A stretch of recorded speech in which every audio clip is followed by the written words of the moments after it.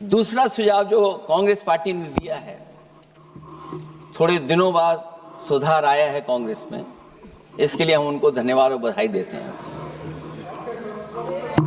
उन्होंने कहा, और अध्यक्ष महोदय मेरा भी सुझाव है कि इलेक्शन बैलेट पेपर से होना चाहिए, और इसलिए होना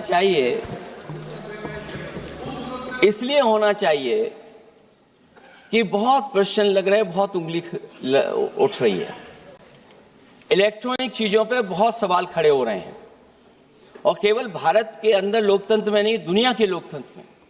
और ये जो लोग कुछ कह रहे हैं इलेक्ट्रॉनिक की बात और टेक्नोलॉजी की बात कर रहे हैं, मैं उनसे कहना चाहता हूं कि भारत और जर्मनी की तुलना कर लें, भारत और अमेरिका की तुलना कर लें, भारत की और जापान की तुलना कर लें, हम कहां खड़े हैं।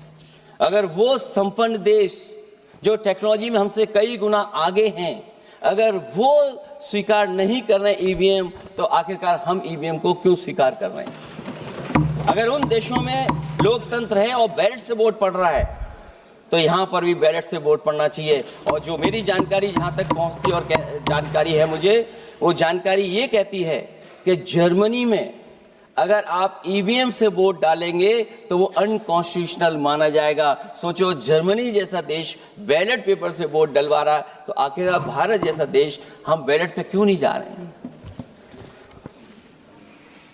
जो रिफॉर्म की बात आई है, सबसे पहला सवाल यही है कि रिफॉर्म का मतलब क्या होता है। जब कोई चीज अपने मूल रूप स्वरूप में होती है तो उसे फॉर्म कहते हैं, जो वो मूल फॉर्म को खो बैठती है तो डिफॉर्म हो जाती है, और फिर उसी मूल फॉर्म में ले जाने का जो प्रयास होता है वो रिफॉर्म कहलाया जाता है। अध्यक्ष महोदय, सवाल ये भी है कि रिफॉर्म की जरूरत क्यों पड़ी, हमारी चुनावी प्रक्रिया खराब क्यों हुई, उसे खराब किसने किया। किसी भी चीज के खराब होने के दो कारण होते हैं, एक ये कि उसे बाहरी लोगों ने खराब किया, और एक ये कि उसके अंदर से ही किसी ने खराब किया या किसी ने अपने स्वार्थ के लिए करवाया।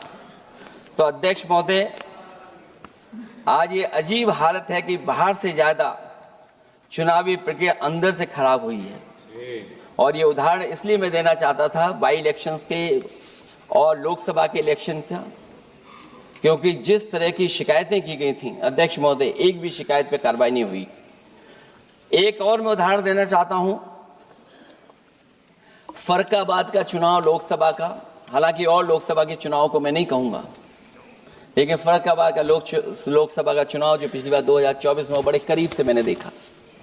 वहां के जिलाधिकारी, वहां का पुलिस का प्रशासन पूरे दिन लाठी चलाता रहा, और कभी लाइट जाती थी, कभी लाइट आती थी। जब हम लोगों ने जानकारी करने की कोशिश की कि आखिरकार क्यों हो रहा है, तो पता लगा कि उन्हें रिजल्ट बदलना है। तो उत्तर प्रदेश का इस तरह एक रिजल्ट नहीं बदला गया, कई जगह रिजल्ट बदला गया। हम इलेक्शन कमीशन के सामने खड़े रह गए कि इलेक्शन कमीशन को बताते रहे कि ये धांधली हो रही है, लेकिन इलेक्शन कमीशन ने कोई सुनवाई नहीं की। ये केवल लोकसभा में नहीं, मैं फिर लौट करके आता हूं, जितने भी बाई इलेक्शन हुए हैं वहां पर वोट चोरी अध्यक्ष नहीं हुई, वोट डकैती हुई है। और मैं फिर कहता हूं, जहां जहां आप लोग जीते हो बाई इलेक्शन में, अभी 27 भी आने वाला है, अगर एक भी लोग वो जो विधानसभा आप जीत करके दिखा देना, मैं on the floor of house कह रहा हूं अध्यक्ष महोदय, अगर निष्पक्ष चुनाव होगा तो एक भी भारतीय जनता पार्टी वहां पर सीट नहीं जीतने वाली है।